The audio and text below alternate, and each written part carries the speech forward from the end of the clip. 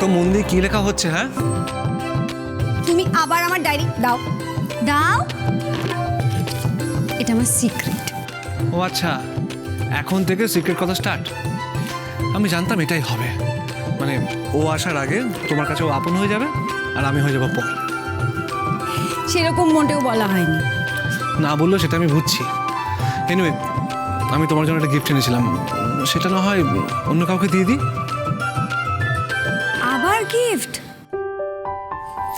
দেখো,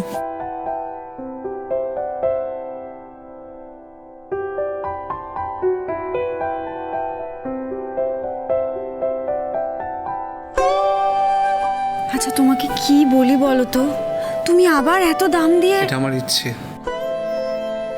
এটা আমার ভালোবাসা। আমি চাই এটা তোমার আর ওর সঙ্গে থাকুক। এটা তোমাদের সব বিপদ থেকে প্রোটেক্ট করবে। কই দেখি, ঘোরো।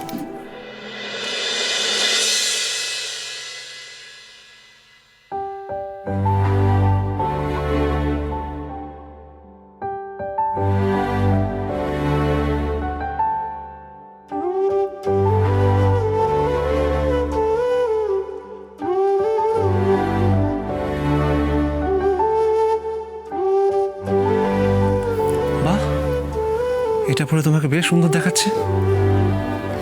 ও তার মানে এটা পরে আমাকে সুন্দর দেখাচ্ছে, আগে আমি সুন্দর ছিলাম না? এটা আমি বললাম। না ঠিক আছে, ওই কথার ঘোর প্যাচ ওটা আমি বুঝি। তুমি একটু বেশি বোঝো, ঠিক আছে? হ্যাঁ আমি সবই বুঝি, আমার কথা মিলিয়ে নিও। যে এখনই এরকম করছে, সে আমি বুড়ি হয়ে গেলে, আমার চুল পেকে গেলে কি করবে কে জানে। কি করবো? আরেকটা বিয়ে করে নেবো, সিম্পল। কি করবে? হ্যাঁ, আরো বেশি করে ভালোবাসবো। না, সত্যি। অ্যাকচুয়ালি তোমার সৌন্দর্য তোমার মনে, তাই তোমাকে হাসলে এত সুন্দর দেখায়। ও এইসব বলে এখন ম্যানেজ করার চেষ্টা। দেখেছিস তো তোর বাবাটা না খুব চালাক। ও খুব ভালো করে জানে ওর বাবা চালাক কি চালাক না, আর ও এটাও ভালো করে জানে ওর বাবা ওর মাকে কত ভালোবাসে। কত ভালোবাসে? দেখাবো? না থাক।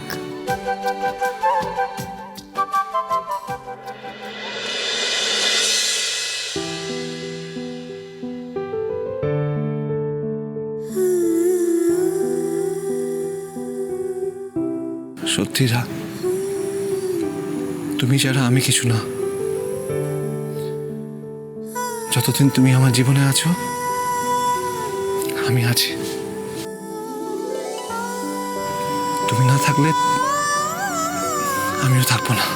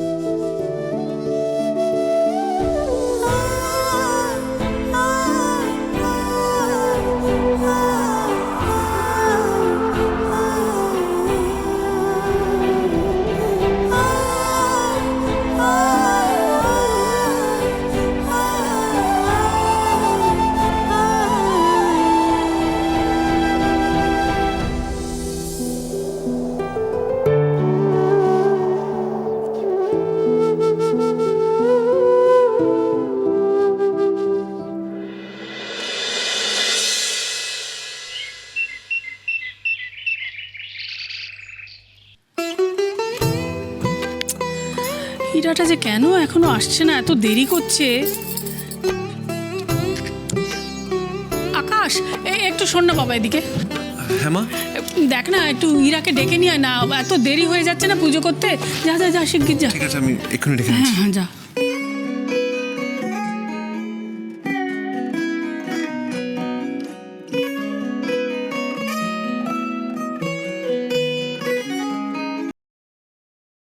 হ্যাঁ অফিসার বলুন। মিস্টার চ্যাটার্জি, ঝিলামের এখনো কোনো খোঁজ পাওয়া যায়নি। কি এতদিন ধরে একটা মেয়ে মিসিং, আপনারা কিছু করতে পারছেন না? আমরা তো চেষ্টা করছি স্যার। তাতে কোনো লাভ হচ্ছে না, তাই তো? দেখুন পাওয়া যাচ্ছে না কথাটা আমি শুনতেই চাই না। আমি যা হোক করে ওকে খুঁজে বের করুন। আকাশ স্যার, ছেলে কোনো খোঁজ পাওয়া গেল না? না, ঝিলামের তো কোনো খোঁজ পাওয়া যায়নি। মেঘনা শোনো না, বুঝি এই কথাটা যেন কেউ জানতে না পারে। তুমি আমি অভিক ছাড়া কিন্তু কেউ জানে না। না না না, কেউ জানতে পারবে না, আমি কাউকে বলবো না। কিন্তু ঝিলাম এখন কোথায় যেতে পারে? আকাশ স্যার, আমার কি মনে হয় জানো, ঝিলি কোনো বড় একটা প্ল্যান করছে। ও যা মেয়ে, ও কিন্তু এত সহজে সব কিছু ছেড়ে দেবে না। কিন্তু প্ল্যানটা কার সাথে করছে এটাই তো বুঝতে পারছি না। কিন্তু আমার অন্যরকম টেনশন হচ্ছে এখন। কি টেনশন? এরা যদি এই কথাটা জানতে পারে তাহলে কিন্তু। না না না আকাশ দা, ইরা কিছু জানতে পারবে না, আমরা কিছু জানাবো না। ও যদি জানতে পারে খুব টেনশন করবে, আমাদের খুব সাবধানে থাক।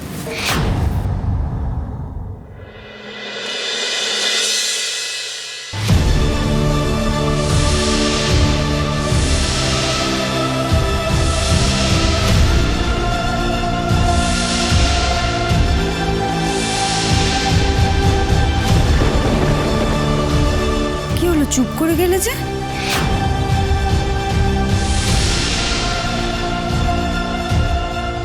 দুজনে কি এমন কথা বলছিলে যেটা আমায় বলা যাবে না? ও, তার মানে এরা কিছু শোনেনি। আরে কি হলো, তোমরা তো কেউ কিছু বলছোই না। দূর, তুই এত জোর করিস না। আমি আর আকাশদা লুকিয়ে একটা প্ল্যানিং করছিলাম আর তুই এসে গেলি। ও সব কিছু তোকে বলতে হবে? শোন মেঘনা, লুকিয়ে যখন প্ল্যানিংটা ঠিকঠাক মতন করতেই পারিসনি তখন বলেই ফেল। আসলে কি বলতো, আকাশদা তোকে সাদে কি গিফট করবে সেটা নিয়েই আমার সাথে আলোচনা করছিল আর তুই চলে এলি। আবার গিফট? তুই জানিস না মেঘনা, ও আমাকে গিফট দিয়ে দিয়ে এই কমাসে একদম ভরিয়ে দিয়েছে। আমি তো ভাবছিলাম কোথায় ওকে বারণ করবো যে আর কোনো গিফট যেন না দেয়। মানে দারুণ দারুণ গিফট পাচ্ছি, সেটা ভালো না? আমার অত ভালো দরকার নেই মেঘনা। আমি চাই না ওর পাল্লায় পড়ে আমাদের বেবি গোল্লায় যা। মানে এরকম বলা মানে কি?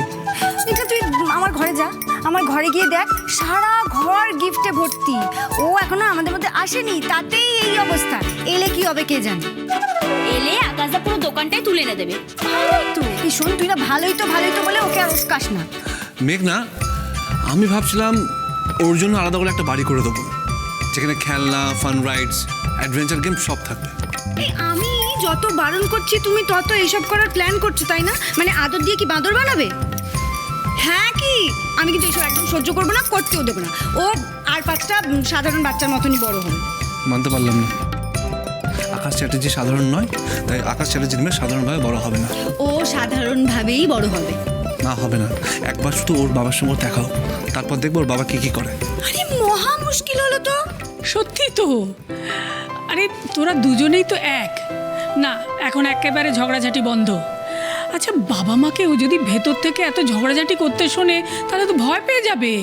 ওকে একটু শান্তিতে থাকতে দে। তুমি দেখলেই তো, ইরাই প্রথমে ঝগড়া স্টার্ট করলো। চুপ কথা